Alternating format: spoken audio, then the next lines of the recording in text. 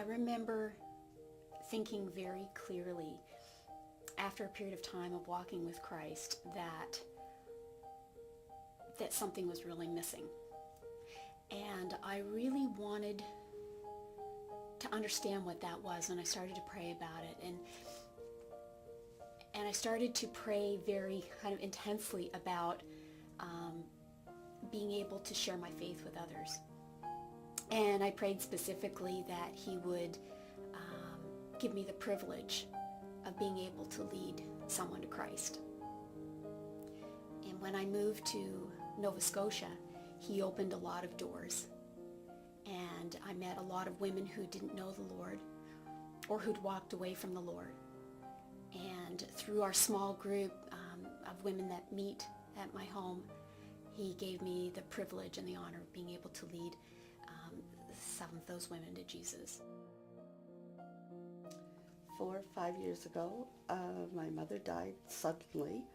Then within a couple of months, my husband was diagnosed with lung cancer, and I went with big worry about that. And my best friend Kathy at the time and my sister Peggy were with me, and then Kathy was diagnosed with cancer. She only had months to live, so it was just overwhelming. Everything was just, you know, like I didn't know what was going to happen next. I wanted to be there for anybody I could, and my friend Kathy was in Halifax and then in Windsor for the whole months that she lived on. And I traveled back and forth at least twice a week to Windsor, and I did everything I could for her. I prayed a lot for mercy for my friend, and of course my husband, and you know, everything too, but at least he was kind of staying level for the time. Nothing, you know, new was happening. I knew she probably would die. I didn't really think that maybe she wouldn't at that point, but I just didn't want it to be horrible for her, you know. Kind of going back myself, I had had a cancer myself when I was 37, and I was a survivor. I had survived it, and well, during that time, praying a lot, I kind of promised God that, oh, gee, if you give me another chance, I'll try to be a whole lot better person, and you know, all that stuff. Betty and I have been friends for quite a long time. Our husbands were friends, and through them we met each other. I had met Wanda off and on when she was on vacation from Ontario. Her husband and my husband knew each other and that. And when she moved here, I got a little more acquainted with her. I was very, I felt very comfortable around Wanda. But we became closer friends when Betty's best friend Kathy was dying of cancer. That would have been about 3 years ago.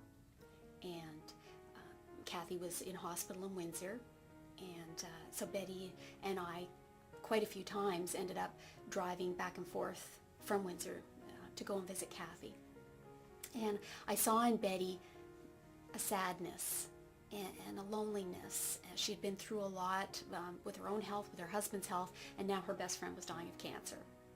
And so we would spend a lot of time in the car going back and forth from Windsor talking. I think our relationship developed, and then, I don't know, I just found her very warm and caring, and I could feel it. And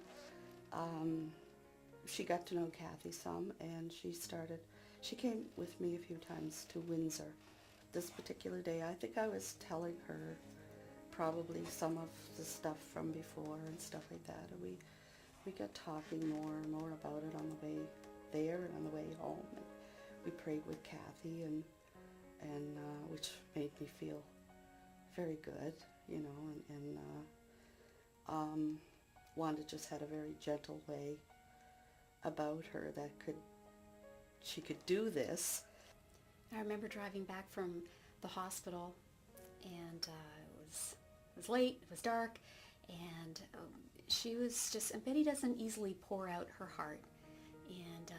And that night she was just sharing some of the struggles that she was having in watching her friend die of cancer.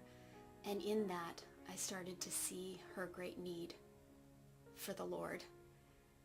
She was in despair. She needed something more than a person to be able to hold on to. And I think that's what really led me to share Jesus with her.